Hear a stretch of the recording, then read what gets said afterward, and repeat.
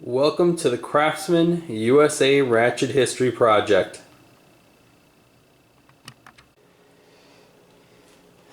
Thank you for taking the time to watch this video. This is an ancillary video within the Craftsman USA Ratchet History series. We're going to talk about the fact that Craftsman brand is no longer made in the USA.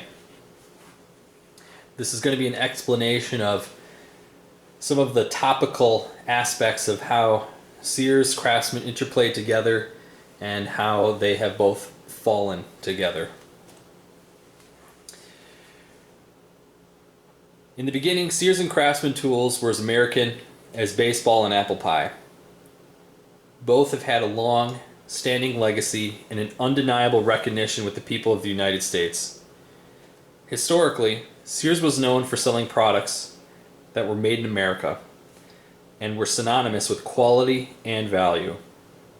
Sometimes, regardless of the era, quality has its price, and certainly so. But historically, there have been plenty of examples in existence where you get an excellent hybrid of both. At times, Sears would sell products under their name directly or their own brand names, where the difference, most of the time, was a simple rebranding of the OEM, that is, the people that originally made it outside of Sears, at a lower price.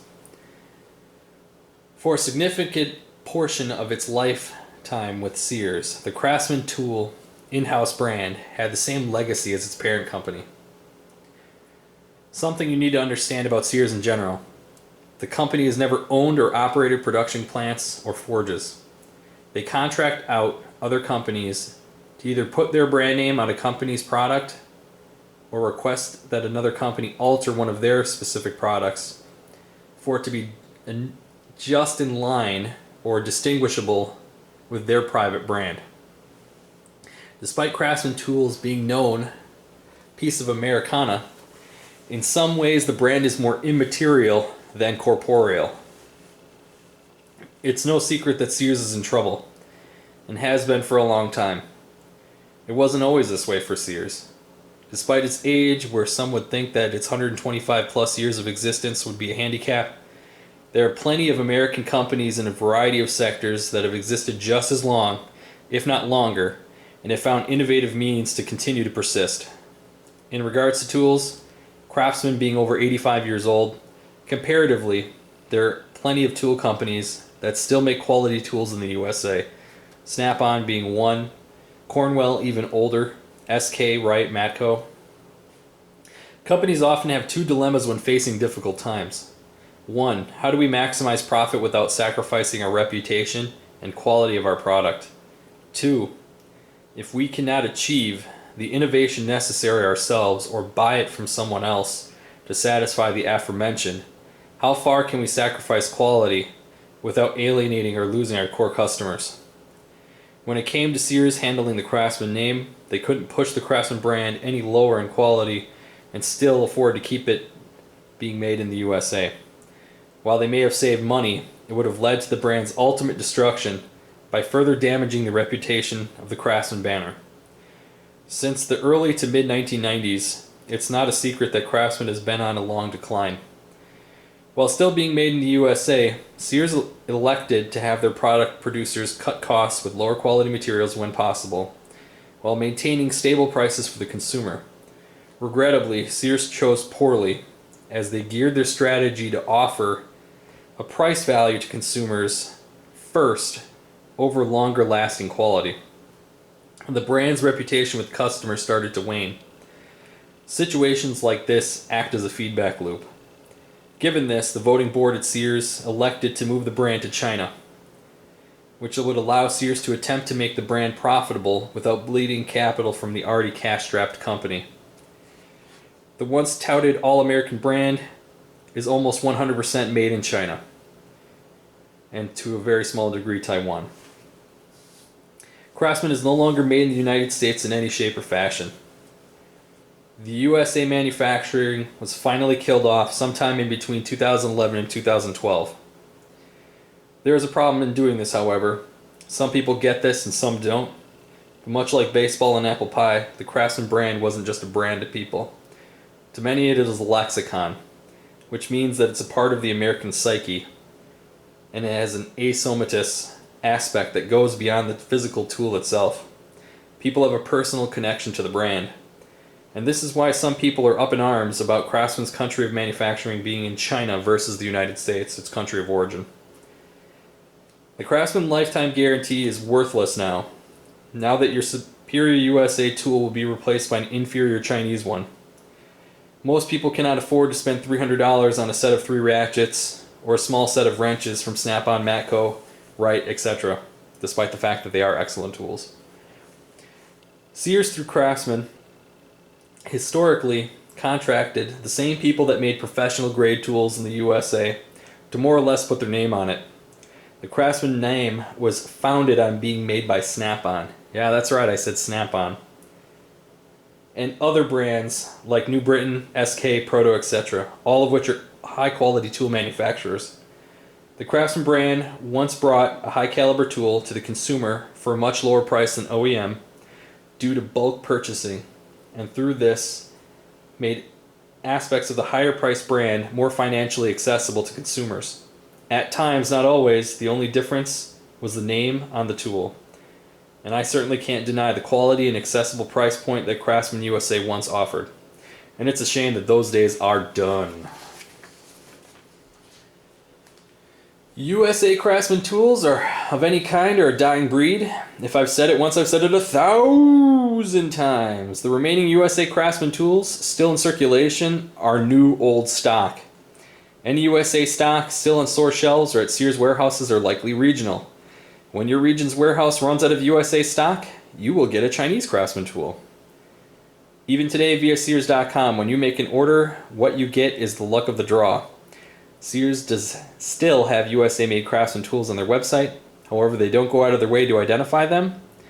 If they are not specifically labeled as made in the USA or a USA exclusive Craftsman industrial branded tool, you're rolling the dice in terms of what country of origin Craftsman tool arrives in your mailbox. There are stark differences in quality and durability between Craftsman USA and the Chinese version. The worst part is that people are being asked to pay the same prices as they would have for a USA set, but instead receive an inferior Chinese variant. Unfortunately, Chinese Craftsman tools are just a hair above Harbor Freight quality at 4 times the price. And it's sad to see the everyman tool, in terms of accessibility and quality, fall to this level. With the Craftsman brand being made in China, you may as well save yourself the added cost and buy Stanley, Harbor Freight, as much as it pains me to say it if you're looking for something cheap or more affordable than the professional grade. On the contrary, to some, outsourcing is selling out your country, your countrymen, your quality, and your reputation for profit. While there are plenty of decent tools made in Southeast Asia, such as those from Taiwan, I've reached a point in my life where I can afford to pay a little bit more to buy what is typically a superior tool and either support my country of origin, the United States, or support countries that promote fair wages, human rights, and make some effort to protect the environment. In China, the government violates all of the aforementioned despite the nationalized propaganda to state otherwise. I elect not to support a country that flat out abuses its people and the planet. The fundamental point of this video is to demonstrate how Sears continues to play on the patriotic pride of the customers of the Craftsman brand. The other objective is to demonstrate the commitment and obligation that Sears made to its customers both past and present. The former forged American-made Craftsman tools were superior, and they were phased out by an inferior cast and stamped Chinese tool. And Sears still expects you to pay the premium that you would have originally for the USA version, yet now you're paying for a lower quality piece. The issue is compounded when you warranty your USA Craftsman tool. For 85 years, you would receive an American-made Craftsman repair kit or direct replacement for your malfunctioning or broken USA-made Craftsman tool with no questions asked. Plenty of American tool manufacturers honor this within reason. In contrast to those manufacturers where you get an American-made equivalent in exchange in both quality and country of origin, today, with Craftsman you get a Chinese variant, a significant downgrade for your warranty exchange. This goes against the fundamental principle of the Craftsman lifetime warranty and more or less makes the warranty useless. In the instance of Craftsman, you're trading your Cadillac for a Chevy Corsica. Given this, you're basically buying the tool, if you're buying the Chinese version, for the name only. It's that simple. No one is complaining, particularly me, about how they want their Craftsman tool, the Cadillac, to be the equivalent of some tool truck brand and what they can offer, like a Maserati. This is a critique in the loss of quality with the Craftsman brand and the broken promise with the brand warranty. Back in 2004, a lawsuit was started against Sears for misleading consumers of the Craftsman tools being largely made in the USA when at the time 70% of the tools were imported. The case made it all the way to the federal level and was dismissed in 2012. It was estimated that there would be 40 million plaintiffs, and the motion to proceed forward would have been a legal nightmare. As much as I would like Craftsman to come back to America's shores, the Craftsman industrial brand was the swan song of what was the American Craftsman tool. It simply couldn't compete. The brand is unlikely to ever return to its fatherland. I think part of the problem with some companies outside of the cultural and federal state political schemas in America is that they've become too complacent, too bogged down by internal hierarchies and politics. They've failed to innovate. They've degenerated in quality with their products and services, and or have diverged too far from their core customers and business practices. Sometimes the problem simply is greed, as it is with much of corporate America. Sears seems to be a victim of itself by all of the aforementioned to varying degrees. There was a time when I was growing up, my entire family went to Sears for all sorts of things. As an adult, I went there for Craftsman USA tools only. With that gone, I've lost my last reason to go to Sears. Sears is an allegory for what's happening in America today. Si Pravis Magna is the motto of Francis Drake, greatness from small beginnings. And that would summarize both the rise and fall of America and Sears.